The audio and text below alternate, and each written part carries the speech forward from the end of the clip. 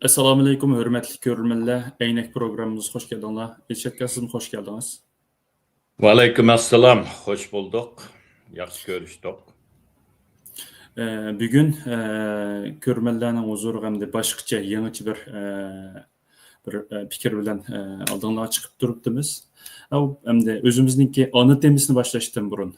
Hazır bu qiziq tema bo'layotgan, bu Amerikaningki Maduro'ni tutib ketgani to'g'riliq bir qisqacha to'xtalib beramiz sizlarning keyin o'zimizning ana temasini boshlab ketsak. Buldu. Tünügün deymi? Bir gün keş. Amerika hükümet yana harbiylarninki maslışı bilen bir yerde nayti iniq bir gap var. Harbiylarning yordam ve maslışı bilen kanuni idaresi berip Venezuela'nınki Prezident Maduro'ni tutup araya ilişkisini akilip New York'taki sotqa tapşırıp verdi. Hem tünügün sotda birinci ketim onu ayıpnamasını okup öttü. Birinci ketim sorak buldu. Ayıpnamını Maduro red kıldı. Hem cinayetini red kıldı. Ben bir devletin prezidenti. Ben etkesçilik kılmadım. Ben kanunsuz pul jumudum. O bu da. Ayıpnamada birincisi şu etkesçilik, ikincisi pul juyuş. Şunun için bunu red kıldı. Hem de bir yerde bu bütün dünyanı hangtan kaldırdı. Kaçıncılıki Bush hükümeti Amerika'nın yenideki yeni bir devlet var. Panama. Hoş. Bilsek. Panama'nın prezidenti Noriega diye adamdı mı? Aslında bir keçini verip tutup ekilip onu 150 yıl kesivetken.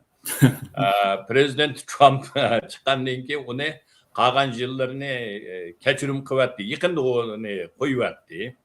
Sonra ketti. Onun aldı da Reagan'ın vaxtıda, Prezident Reagan, o cumhuriyetçi. Onun vaxtıda Grenada'da yani bir Latin Amerika'da küçük devlet vardı. Onun prezidenti şu sosyalizmçi, muşular okşaş, Maduro'dak. Şunun bilen oma aşında şıltın atkandı, onu verip, hakimiyetini aldırıp, onu yolu sevetken. Onu tutup ekilip sotlamadı. Ama bütün hakimiyetini yenilap, başka demokratiya bir hakimiyetini tıklap koyup çıkıp yattı Amerika. Bir yerdeki noktalık mesele neyme diye vaxtıda, Latin Amerika, bu yerde ben açıkınızı, tılgı ilini vatkını, Monroy, ne mi deyimiz hem de, Monroyizm. Monroyizm degen neyme diye vaxtıda, Amerika'nın bir Monroy degen bir prezidenti boğan. Müstakil bulup uzun ötmegen ekan. Bu adamның şu vaxtıda koygan bu prinsipi Amerikaga bergen kelgisi stratejisi başıl Amerika kıtasını yani Latin Amerika kıtasını Amerika'nınki aqoylusu kılış yana bir yerdeki bütün siyasetlerini Amerika asasen yeteklep başlaş. Onun sırtındaki dünyanınki işlerine arlaşmaslık. Mayırımı var. Latin Amerika'ya yetekçilik kılış, baş oluş ama onun sırtındaki Avrupa'nda o vaxtıda asasen Avrupa'nı kösetken Avrupa işlerine arlaşmaslık. Şunun İkinci Dünya Vuruşu'nu mu, Birinci Dünya Vuruşu'nu mu Amerika naite testi vuruşka resmi katnaşkını ve keçip katnaştı. Bolup mu İkinci Dünya Vuruşu'da Japon ta Pearl Harbor'a yana hücum kıgandan keyin Amerika Germaniyaga jang e'lon qilgan. 5 kundan keyin deyim aldır Hitler e'lon qildi, undan keyin Amerika jang e'lon qildi. Demak, jo'g'ini rasmiy urushga kirish va kechikkan. Shu Monroy doktrini deydi. Monroyizmning ta'siri. Endi bu yerda Trump efendim şunu qaytarib keldi. Ba'zilar Donald Roy izm deb qo'yyapti, tunuguningizni. Maksat nima deganda yanıla şu Latin Amerika'nın aqo'lisi. Bu yerga boshqalarning kelib, qo'l tiqib, Amerika'ningki manfaatiga daxl tarozi yetkazish, Amerika'nın davlat manfaatini astın üstün qilishga yo'l qo'ymaslik. Bu yerda Venezuela'ningki birinchi qarzdori kim o deganda Xitoy. 10 milliarddan yuqori mablag' aslahalarga mablag' solgan. Venezuelaningki neftini birinchi setib oluvchi yana Xitoy. Hamma yerga mablag' solgan. Shuning uchun bu tutush orqali qanday degan vaqtida Xitoyning solgan mablag'ini to'xtatish, Xitoyning neftni setib olishini to'xtatish, qanday degan vaqtida neftningki manbasini Amerika kontroliga o'tkazib olish. Hem bu yerda qiziq bir ikki nuqtada so'zlab o'tsam, adam hammamizning diqqatini qo'zg'agan, shaxsan mening bakrak diqqatimni qo'zg'adi. Balkim ba'zilar diqqat qilmagan bo'lishi mumkin. Birinchisi, Amerika askarlari kirishdan burun chiqaruvlar. Bir necha yil ilgari butun Karakas, yana Venezuelaningki poytaxtida qop-qorong'ichilik. Demak, Amerikaningki ya Amerika tutyapti tokni, ya bo'lmasa moslashadigan odam bor, ya to'xtatyapti. Bu birincisi. İkincisi, Xitoyningki bekitgan, Rosning bekitgan, bu yerda ustun texnikalik Xitoyning gapi bo'yicha radarlar bor. Yana har qanday uchib kirgan, hattoki radarga tushmaydi degan stealthy aeroplanlarni Amerikaning shunimi jiroqdan bayqiya oladigan Xitoyning radasi bor ekanmish. Xitoyning o'zining deganida. Shuning uchun Xitoy boshdan oyoq deb kelgan Amerika kirolmaydi Venezuelaga degan. Shuningga Maduro'mi uningga ishinib ketib, poyitib so'ziga yerwa. Agar ko'rsanglar to'rlarda bor. Qani kamamsa Amerika po'atmay, men tutmamsa, men mana mayada qo'rqmayman seningdan deb qo'lini ishlanishdi. Shuning bilan ama o radarlar kalk kelmeyen gap. Amerika'nın çıkıcıları, o radar düşmeydiği ayrıplanlar emez, yoşurun ayrıplanlar emez. Çıkıcılarla beri bunu tutkan. Bu ikinci naiti çoğun bir dünyanı hayran kaldırgan. Bolup mu, harbiy texnikalarda, korallarda dikkat kıldırganlarını hayran kaldırgan. Yani Xitoyning Rosning bekitgan bu mudofiya sistemleri, uskunlari, elektron hammasi palash ahvolda, tuqanmagan. Üçüncüsü, Maduro'ningki turadigan shu sarayning ichida yana bir favqulodda ahvolda o'zi kirib mukib olsa bo'ladigan bir to'mi darvozalar, ya'ni qilin bankalarda oltinni saqlaydigan ambar bor. Xo'sh. Uningki shu darvozasi 20 metr qilin u. Şu darvozani ichib, bu Amerikaliklarning kelganini bilib kelib, ichib, ichiga kirib, yopima deganda yopilmagan, to'xtab qolgan.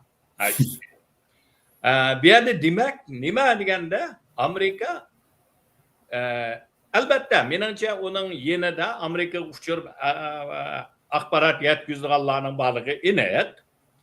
Ammo bu yerda texnik jihatdan bu Maduro'ningki qayerdan qanda mengayotgan hatta aşı ishni yapmoqchi bo'lganligini bilib oladigan uskunlari bor, to'xtatib oladigan uskunlari bor. Shuning bilan buni tutdi. Endi bu axir xulosamiz bu masalaning nima deganda Xitoyga bir nihoyatda kuchli bir signal berdi. Yana Amerikaning qorollarining fan texnikasining yanada ustunlikda ekanligi Tayvanga aldırab shiltin atma degan bir signalni berdi. Rahmat. Köpten köp rahmat aka. Naiti bu hammamiz qiziqayotgan bir tema bo'ldi. Qisqacha olsun ham yaxshi tujubulab yuritib bergan bo'ldingiz. Haqiqatan hozir ba'zi nima ishlangan reelslar xuddi bek viral bo'lib ketibdi qarsam qiziqgan bo'ldi. Hatto ba'zilar qulub sotadiganlarmi buni kirishtirib ma'qul ishlatsam tutulmaydi degan shaklda qulub sotadiganlar odatda ashunga kirishtirib ishlab qo'yibdi. Bek qiziq bir tema bo'ldi haqiqatan. Ya'ni yarim soat ichida tutib chiqib ketibdi. Buni keyin yana bir qitimlarda azroq taraqqiyotga qarab turib bir qitim bir program qilamiz, xudoy. Bo'ldi inshaalloh, xudoy bo'lsa. Endi bizning ona temamizga kirib ketsak, bugungi plan bo'yicha. Bilginingizda hamda Uyg'urlar haqiqatan tarixdan buyon, ya'ni yaqinqi 200 yil desak bo'ldi. Hatto Yoqub Beyning davrida bo'lsin, birinchi Cumhuriyet bo'lsin, ikkinchi Cumhuriyet bo'lsin. Her vaqt hamda boshqalarningki deymiz, boshqalarning yordamisiz o'zining harakatini joriy qildirib bo'lolmadi hamda. Buningdan da bizdagi mustamlikadagi bir millat boshqalarning hamda boshqalarning yordamisiz bu ishni o'z oldimizga bir oyoqqa chiqarishimiz tas bo'ldi ekan. Boshqalarning yordamiga ehtiyojimiz bo'ldi ekan. Hamda bunun sebepli mesela ikinci Cumhuriyetimiz monastir yasal kelgan chog'da Rossiyaningki yeni bilish bilan namatlik qilish bilan yana Xitoyning qo'li qolib qolgan bo'ldi. Hozirgi siyosiy nimga qaraydigan bo'lsak, har xil qonunlar chiqyotdi yo degandek. Endi asl savolimizni kelib qarasak, Uyg'urlar siyosiy sahnadagi pishkimi yoki erkinroq o'zi bir qarorini chiqarib qila oladigan bir erkinroq jangchimi? Siz buni qanday qaraysiz aka? Nayti yaxshi savol. Men uzun o'ylanib kelgan bu to'g'riliq. Bence qara Xitoycha yozman. Shundan bu to'g'riliq Xitoycha bilim yozgandim bir necha yilning oldida. Bu har qanday bir millatning davosida ichki omil, tashqi omil. Yana mustaqillikda birinchi omil nima deganda u millatning irodasi bo'ladi. Bir millatda mustaqillik bo'lma, mustaqillikni izlayma, mustaqillikni amalga oshirma, erkinligimni asliga keltirma deydigan bu iroda bo'lsa, o millat cho'qim eng oxirisi mustaqil bo'ladi. Endi buningga faqat iroda bilan bo'lmaydi yana, kamyalari bo'ldi. Chunki iroda bilan tang moddiy jihatdan bo'lish kerak. Odam jihatdan yordam bo'lish kerak. Shuningga bu yerda ichki va tashqi omillarning hammasi tang birdek bo'lgan vaqtida biz g'alaba qozonamiz. Birinchi Cumhuriyet mana degan vaqtida asosan biz o'z kuchimizga tayangan Cumhuriyet mana desak. Sabit Damullah Hacim gerçi Afganistan'a, Sovyetga, Angliyaga hammasiga yolur baqqan bo'lsa-mu, ama oldin ola hech qaysi qo'llaydiganligini bildirmaganligi uchun keyinda shu vaqtda izlab borgan bo'lsa-mu, ular hammasi rad qilgan. Aksincha hatto Sovyet Xitoyga yordam qildi, Angliya mu Xitoyga yordam qildi. Jim turib elib, sukut turib elish orqali yordam qildi. Afganistan tarafdan mı hech qanday yordam kelmadi. Shuning bilan u Cumhuriyetimiz aran 3 oydan 6 oygacha davomlashgan bo'ldi. Shuning bilan ag'dirildi. Ama lekin o Cumhuriyet Uyg'urlarning irodasini birinchi qatim sahnaga chiqargan bir Cumhuriyet. Yana Uyg'urlarning mustaqillikni izlaydigan, erkinlikni izlaydigan bu arzu irodasini birinchi qatim siyosiy sahnaga ko'tarib chiqdi. Hem bugünkü bizningki mustaqillik ko'rishimizning ulini sağan. Birinci Cumhuriyet. Hem de ikinci Cumhuriyetga qaraydigan bo'lsak, Sovyetliklar baştan bizga yordamda bo'ldi, keynimizda bo'ldi. Shuningga biz nayti tizdan Sharq Turkistonning shimolini, Manas daryosigacha, janub tarafda Aqsuning Bay, Onsu bu yerlarni hammani o'z ip bo'lgan qo'lga. Yana şu Sharq Turkistonninki milliy armiyalari ishg'olga ip bo'lgan, azodlikka. Onundan keyin Toshqo'rg'on tarafda partizanlarimizmi, o taraflarni ma'lum darajada, masalan, Qog'liqni, bu yerlarni az vaqt bo'lsa-mu kontrolga olgan. Ama lekin oxirisi Sovyetninki yenilishi bilan Xitoy bilan bo'lgan manfaat tufaylidan bizni setivatdi, hainlik qildi. Shuning bilan bizning Cumhuriyetimiz, ikinci Cumhuriyetimiz 49'ga kelgan vaqtida tugagan bo'ldi. Oyoqlashdi. Nayti ichinishlik.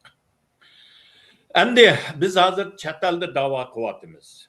Vatan ishida kurash asosan hozir mumkinchiligi qolmagandek. Xitoyning zulmi eshib ketdi. Milliy qirg'inchilik degan xalqarada eng cho'ng jinoyat. Eng cho'ng zulm. Buningdan cho'ng zulm bo'lmaydi endi xalqaro qonun bo'yicha milliy qirg'inchilik eng og'ir bir millatni butun milliy salohiyatini sifati bilan yo'qotma deganlar.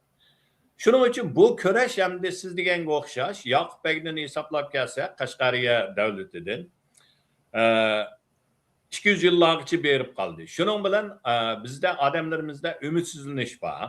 Shuningga ba'zida voy bizningki davoyimiz xalqning bir saknisidagi o'yinga biz bir peshkikanmiz. Ular bizning gaplarimizni anglab qo'yidiki, u bo'lsa ularning bir siyosiy bir qism xizmatining bir qismi ekan, ular berib unutib qoladi.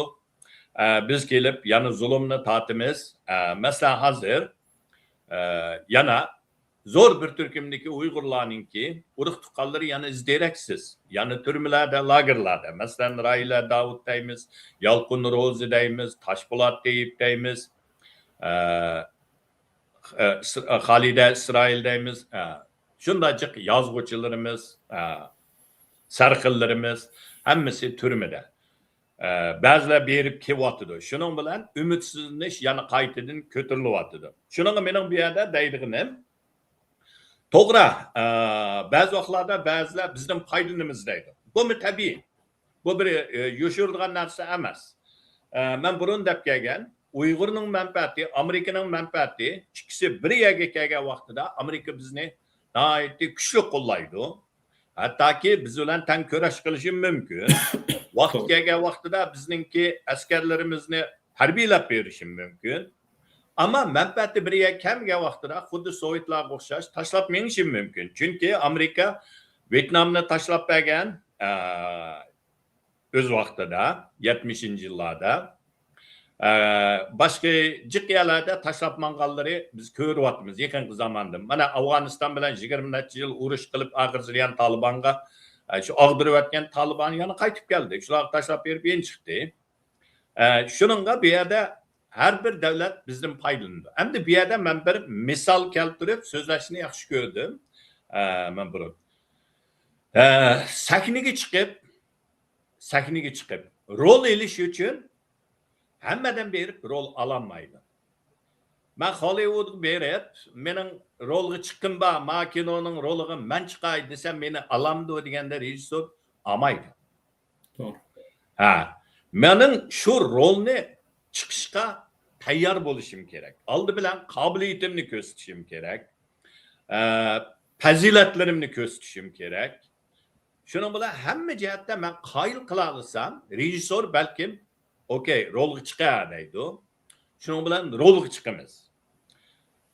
Birinchi Cumhuriyatda men o'ylayman, biz sahnani o'zimiz yasab, o'zimiz chiqdik. Shuning uchun sahnamiz nihoyatda oddiy, ma'lum jihatdan tayyorsiz, nihoyatda yaxshi bo'lmagan, balkim fursatmi yaxshi bo'lmagan. Shuning uchun sahnamiz oddiy bo'lganligidan, uning atrofini yaxshi yasanmaganligimizdan, qo'g'dayolmaganligimizdan nihoyatda tezda bu sahnani buzib etib, bizni sahnadan tushiryapti. Xitoylar, Ruslar birlashib. Ikkinchi Cumhuriyatga kelgan vaqtida biz o'zimizni ko'rsatganligimiz uchun birinchi Cumhuriyatda Sovetlar bizni sahnaga chiqarishga fursat berdi. Biz o sahnada o'ynadik. Ama lekin esimda bormi, Erkin Osiyo radiosida shu ikkinchi Cumhuriyatninki bosh kotibi bo'lgan davlatninki Sharq Turkiston hukumatining Abdurov degan odam Qozog'istonda tugab ketdi. Shu odamning so'zlagan gapi bor. Mana bir tarixchi deb berganida shu radioldimi dedi o deyman. Biz shu vaqtida Sovetga butunlay ishongan. Shularning yetakchiligiga ma'qul deb xuddi mechitda imomga ta'zim qilganga o'xshash, imomga itoat qilgandek biz itoat qilib shularga hammani topshirib o'tganday. Mana bu ikkinchi Cumhuriyatdagi mening shaxsan xatoligimiz deyman. Nima degan vaqtida sahnaga chiqqandan keyin butunlay rejissorninkini anglash bu xato. Ba'zi yerlar kelganda oxirsini sahnaga chiqib olgandan keyin men tushiraman deb onun oxirisiga rejissorlikni o'z qo'limizga ilish, onun oxirisini tushirish. Chunki sahnaga chiqib olgandan keyin rejissor oson tushirib etolmaydi bir odamni. Umu yan tarafdan boshqa odamlar kelib tushira oladi, bo'lmasa tushiramaydi. Shuning uchun bu yerda bu sahnada biz chin turib olsak, ham o'zimizningki buni tushirishga qobiliyatimiz yetsa, buni qila olamiz. Endi buning eng muhim yeri nima deganda, Şu sahniga bizning yarışimiz. Hozirgi Uyg'urlar mayli g'arb dunyosida, mayli Amerikada, mayli Turkiyada Xitoyga taqobil turish uchun biz loyiq artist. Shuning uchun bular bizni o'yintirganga sahna yasab beryapti. Ba'zi yerlarda. Bu sahnadan biz foydalanamiz. Ama bir yerda bir narsa bizning qalbimizda ochiq bo'lishi kerakki, bu sahna bizga yaratgan, shuning uchun biz buningdan foydalanishni unutib qolmasligimiz kerak. Hargiz o'ynab o'zimizni unutib kelib, xalqning ko'rsatgan o'yicha o'ynasak, u vaqtida eng oxirsida yanib turib yetimiz. Shuning uchun bu yerda artist bo'lish, ammo lekin artist bo'lgan vaqtimizda cho'qim qalbimizda nihoyat aniq bo'lish kerak. Bu sahnani yasab bergan bularning manfaati bor, ammo bizning manfaatimiz asos. Shuning uchun bu yerda uni bilib turish, har doim qalbida ochiq bo'lish bu birinchi. Ikkinchidir. Artist bo'lmaydiganlar nihoyat jiq. Hatto Uyg'urlarning ichidimi bu sahnaga chiqib, men mi o'ynasam-chi deydiganlar bakchiq. Biz qanday qilyapmiz desa, masalan, tashkilotlar ara sahnani chiqib bo'lganlarni bu mening sahnamni egallab oldi deb o sahnaning ustiga o'zimiz tosh yetyapmiz. O'zimiz tuxum etib, a sahnaning ustida biramdan biz Uyg'ur uchun bu rolni iyotgan odamlarni haqoratlash, o tashkilotlarga hujum qilish. Bu xuddi shu o'yin o'ynayotgan vaqtida sen tomoshabin bo'lib bording, sen rozi bo'lmading, ammo ba'zilar rozi bo'lib ko'ryapti. Sen unga berib, men rozi bo'lmadim deb vaqirab, jaqirab, sahnadan tusha, bu, undan keyin unga tosh etish, dangal etish, tuxum etish. Bu faqat sening savodsizligingni, sening ichingning qo'torligini, seninki qanchalik qobiliyatsizlik ekanligingni, iqtidoriy ekanligingni ko'rsatib berdi. Hargiz rejissorgimi, boshqa ko'rayotgan tomoshabingimi, hargiz sen bir ilmiy inson ko'rinamaysan. Uning o'rniga agar senmi shunda bir sahnaga chiqqan bo'lsa, yoki senmi boshqa rejissorni izla, yoki shu rejissorni izlab, shuni qoyil qilib, "Avo Elshad yaxshi o'ynamaydi ekan. Men uningdan yaxshi o'ynatdim" deb qobiliyatingni ko'rsatib, mening o'rnimga chiq. Undan keyin sen o'ynaysan. Yoki diplomini ko'rsat. Undan keyin sen ko'rsat. Uningdan keyin agar u rejissorni qoyil qilamasan, yana bir rejissorni izlab, u orqali yana bir sahna tiklab, senmi o'yna. Agar sening qobiliyating yuqori bo'lsa, tomoshabin sening yaningga boradi, seni qo'llaydi. Ammo a sahnadagi odamga to'xtamay hujum qilma, tosh atma, dangalatma, uni qilmadi, ma gapni deyish kerak demidi, ma'ni demidi. Yo'q. Sen ularga o fursatni ber. Naraz bo'lsan, yana birini tuzab, senmi o'yna. Bu mana erkinlik bir kurashchining qildigan ishi. Bu yerda sahndan foydalanish, sahndagilarni qo'llash o'zingizning manfaati uchun. Ham bu sahnani yasab berganlarning maqsadini bilish, ularningki vaqt kelgan vaqtida seni balkim tashlay olishini bilib, o'zingning sahndan qanday davomlashtirish, qanday oyoqlashtirishni buni o'ylash. Mana bu meningcha nihoyat muhim bir tema deb o'ylayman. Ammo bizda buni hozirgacha yoki ba'zilarimiz umidsizlanib, "Voy bizni o'yintirdik-a, ish hal bo'lmaydi-a." Ish hal bo'ldi. Men bir qisqa misol qilay. 2017-danki 16ning oxiri 17da Chinchuango avtonom rayonga rais bo'lgan vaqtida atalmish avtonom rayonga qanday keldi? Gürüldep keldi. Uyg'urlarni turkum tutib mangdi.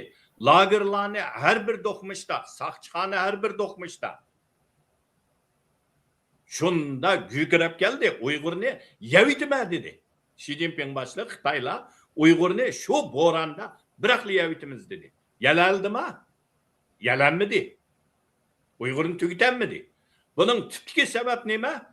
Mushu chet eldagi mayli shaxsiy dadam qani, anam qani, acham qani, singlim qani, akam qani, hadam qani, inim qani, balllarım qani degan mayli İstanbul'un ko'chisida, mayli Amerikaning Washingtonda, mayli Gollandiyaning maydonida, mayli Norvegiyaning ko'chisida, har bir dunyoning bulung pishqaq, Qozog'iston, Almata, hamma yerlarda Uyg'ur, Qozoq hammasi Londonning sotlaridimi Xitoy Uyg'urga milliy qirg'inchilik qilib beryotidi deb vaqirdi. Bu sahnlarda ovozimizni chiqardik. Bu rollarni nayt yaxshi ishlardi. Yoshlar, qiz o'g'illar, shu vaqtdagi Turkiyaninkida piyoda İstanbullarga mangan bolalar bor. Bular ham vatanda shu lagerlardan yetib, tirik chiqib, sahnlarda Xitoyning lagerdagi epagan faşist Uyg'ur milliy qirg'inchiligini dunyoga anglatgan qiz o'g'illar. Mana bularninki tufaylidan bu sahnadagi vaqirashlar, bu rollarning tufaylidan oxirsi Amerika buni milliy qirg'inchilik deb uqtadi. 2020-yili 1-oyning 19-i, undan keyin jiq davlatlar buni milliy qirg'inchilik deb parlamentdan, hukumatdan dedi. Eng oxirsida Londondagi sotmi mutaxassislar qurib chiqqan sot. Bu sotmi milliy qirg'inchilik deb 2-oyning 9-i, 21-i deyman. Buni e'lon qildi. Shuning bilan Xitoy qadamma-qadam aql chekinishga majbur bo'ldi. Masalan, tunuguningizda to'rlarda chiqayotgan İstanbuldagi Xitoy elchixonasi Uyg'ur o'quvchilarni ota-onasi bilan ko'rishtirish o'mak qurib, Urumchiga sevyotdi. Nima uchun? Nima sababdan Xitoy bunday qilishga majbur bo'ldi? Uning oldin nima ish qilmagan? So'rayli. Sababi nima? Chunki biz dunyoga angltaldik. Shu dunyodagi bizning foydalanimiz degan shu sahnlarda o'z manfaatimizni angltaldik. Shuning bilan dunyo tavrandi, dunyo safarvar bo'ldi. Xitoy aql chekindi. Amal yo'q. Ko'ch-ko'chalardagi do'qmish-do'qmishdagi lagerlarni, saqchixonlarni yoshirin yarastiga o'tkazishga, vatandagi bir turkumlarni maqsadlik chiqarishga, sirtidagilarni maqsadlik akirishga majbur bo'ldi. Hamda ma'lum darajada buningda Xitoy aql chekinishga majbur bo'ldi. Bu demak, biz bu sahnlardan foydalandik, yaxshi ishlatdik. Biz faqatla xalqning peshkisi bo'lmadik. Biz erkinlik kurashchisi bo'lib, Xitoyni sharmanda qila oldik. Ma'lum darajada. Albatta, mening urug' tuqqanlarim hozirgacha izdiraksiz. Yana minglagan, kurmanglagan izdiraksiz. Ular yana lagerda, turmada, Rayla Davut yana shu turmada, Yalqin Rozi shu turmada, mening singillarim turmada. Biz bilmaymiz. Shuning uchun yana davomlashtirishimiz lozim. Biz erkin kurashchilar. Hargiz peshka emas. Biz peshkilikni e'tirof qilmaymiz. Boshqalar qilamiz degan bo'lsa-mu, bilib turib biz o peshkilikni jangchiga ham rejissorlikqa hammasiga aylantirib o'zimizga kurash qilamiz. Rahmat aka, nihoyat yaxshi to'xtalib aytdingiz. Endi menmo degan gaplaringizga ozroq ilova qilib qo'shib qo'ysam, endi birinchi jumhuriyat haqiqatan qisqa bo'lgan bo'lsa-mu, endi Sobit Tamullaning bir gapi bor ekan. Voy, Sobit Tamulla, biz bu ikki tal kommunistning orasida qanchalik sürdüre olamiz buni, qanchalik davomlashtira olamiz degan. Biz uzun davomlashtirmasligimiz mumkin, ammo biz bir bu Cumhuriyet tikilgan vaqtimizda, ya'ni mustamlikaning vaqti yana 0dan boshlab 1 deb boshlanadi. Anan keyin kelgusi avlodlarga bir nishon qo'yib qo'ymaymiz debdikan. Anan keyin yana keyindagi rejissor nima rolchi to'g'riliq uningga azroq ilova qilsak hamda bizim media dersi vaqtida ma'lum shunday deganki, ba'zida Bazı siyasi partiyalar olsun, mesela Türkiye'de bir sakın. Sizlerni çağırıp bu nimqa vaqtida sizlerden özü erişmekçi bolgan bir suallan soraş arqılı özü erişmekçi olan cevaplara erişmekçi oldu. Bunda vaqtlarda sizler bir yerde ezip ketmey, aş sual cevap bergeç arlıqtılam özüňiň maqsadini devasaňlar bu yerde sizler tutgan bolyslar degende. Ben müştik ilave kılayaka. Hem ikinci sualık gelsek aka. Hem bizgo başkalarga bizim paylanıwatydy degende hem her xil şekilde paylanıwatydy. Biz mi başkalardan paylanalawatydyk yoki paylanalalamdyk? Qandaq paylanymyz yani? Başkalar bizden paylandı, biz mi başkalardan paylanymyz? Meselenge, ben Amerika'nı misalga alsam. Amerika'da en dastlapda biz onçelik güçlük emasdik. Amerika'daki Uygurlarning sanımı azdı. Hazır muşu bir neçe 10 yılın içinde Amerika'daki cemaat kengaydi. Amerika'da şu Uygurlarninki ahvalını anıltış arkalı bizninki cık yetilgen ziyalilerimiz Amerika hükümetinin içine kirip işlevatıdı. Mesela burun Nuri Türkel battı. Hazır yani El-Nigarba. Onundan başka yani cık Uygurlar Amerika'nın her bir hükümet ministerliklerinde işlevatıdı mesela. Ama bular şu işleş cereyanında Xitayga münasebetlik temalar kelgende. Bu Uygurlarning iliştimi cıkarak Amerika hükümeti şu Uygurlarning Xitayga bo'lgan bilimi, Xitayga bo'lgan tushunchasidan foydalanib aldı. Doğru. Bu Uygurlarmı manda degan vaqtda Xitoy bizden paylanimiz, Amerika bizden paylanimiz deb aldı hükümetke. Biz Amerika hükümetinden paylanıp bizden Uygurlarninki menfaati üçün bir yerde iş qilamiz. Mesela Amerika'nın tashqi siyasetleriga. Amerika'nınki Xitoyga bo'lgan munosabatdagi ba'zi siyasetleriga hozir Amerikadagi Uygurlar bevosita ta'sir ko'rsatadi. Bu demak Amerika bizden paylanimiz deb hukumat o'ylaydi. Maqsad shu. Biz Amerika'nın paylanıp Uygurlarninki menfaatini qo'g'daymiz. Bu yerde biz ikili taraf paydalanyapti. Türkiye'de mi şu menimce? Türkiye'de benim bilişimce her qanday üniversiteler basa hazır Uygurlar var. Bu Uygurlar arkalı Türkiye'deki cemaat, ziyali, yetilayotgan yeni bir avlat yaşlarını Uygurlarning ki davasını düşünediğen, Uygur'un bu hakaniyet görüşünü bilediğen, şunda bir Türk'üm yaşlar yetilgenliginden hazır Türkiye'de Uygur meselesi bolup mu yaşlarının işleri, Türk yaşlarının işleri mi naiti çok mesele. Şundan kodayım. Doğru. Kayıtlı'nın bir kürün tertip gelip hazır. Kürün tertip geldi. Bu demek biz bir yerdimi köstüvatımız. Angliya'da şunda. Angliya'da Rahime Mahmut var. Rahime Bosa parlamentlarda siyasullar bilen görüşüp Germanya'da Dünya Uygur Kurultayı Dolkunuysa Zümretay bunlar hemmesi muşu devletlerinki o devletler bizden paylanımızdaydı, biz ulardan. Malaysiya mı şundak, Endonezya mı şu. Bu yerde biz ulan bizden paylandı, biz mi ulardan paylanımız. Bunun hemmesi naiti çoğun bir iş. Dolkun ise bir depegenti. Yeni kurultay kurulga vaxtıda Germaniyaga berip tizimiltimiz degan vaxtıda kurultayni.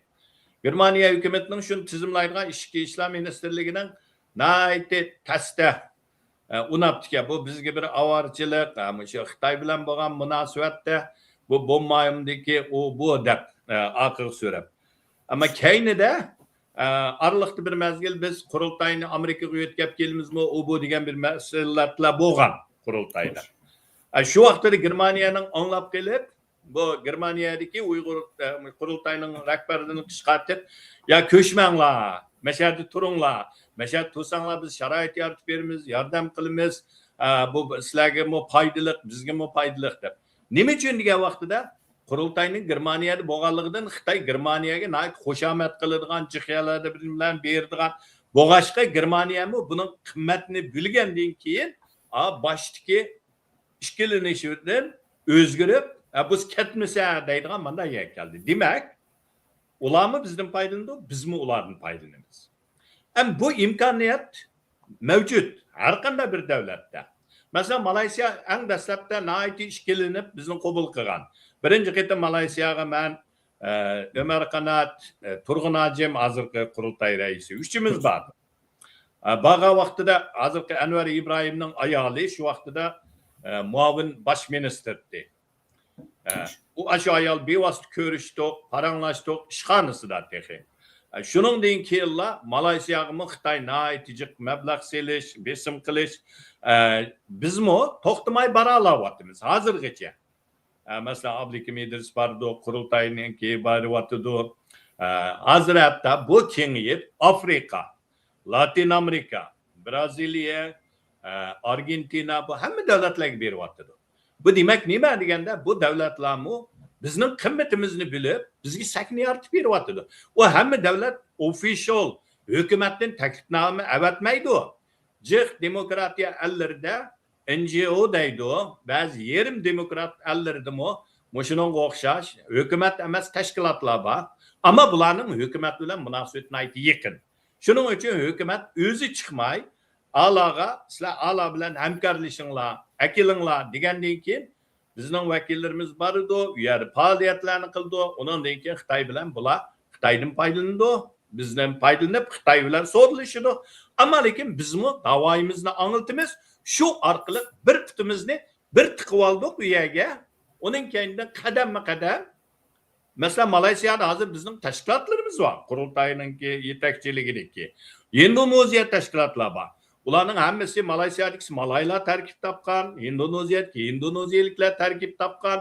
Bu hem yerde başında bir pütümüzni kirgizdik. Ondan ki onu kengaytıp bir öy işhanı icara kaldığımız.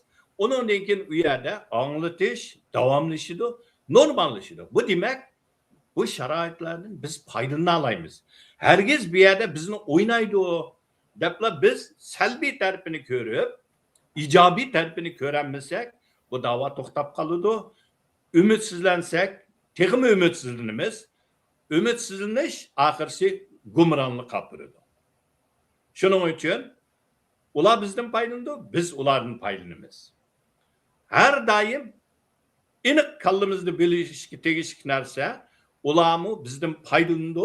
Şunun için ben hoşyar bulup ulardan ben kançilik payını alayım degan bunu kallımızda naiti uçuk sage saklasa menimce bizning davayımız mı erkinligimiz bu köreş mi ahirsi pek uzun kalmagan bir kelgisi de belki amelga aşıdı inşallah. İnşallah.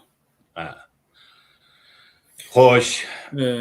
Rahmat aka ikinci soğumuna ait etraplıq xalqın tili boyunca tücübləb obdan düşündürüp bergen boldunuz. Hem de hürmetli görürmenler bugünkü programımız müşahede ayaklaştı. İlşet Gazi'ye köptün köp rahmet etme. Vaxtınızda acırız bu programı katış bergenizge. Ekran alırken mi qarindoshlarıma rahmat, sizga mi rahmat ukam. Programımız bu şekilde ayaklaştı. Kelerki bu programımız inşallah tegimi rangdar tegimi yaxşı bo'lib ketadi. Eğer inkaslarınlar bo'lsa yezip qo'ysanglar, bizni qo'shib olsanglar, eğer programımızda yoqtirgan bo'lsanglar, boshqalarga taqib qo'yishinglarni tovanchikdan so'raymiz. Ko'pdan ko'p rahmat. Allohga emanet. Emanet.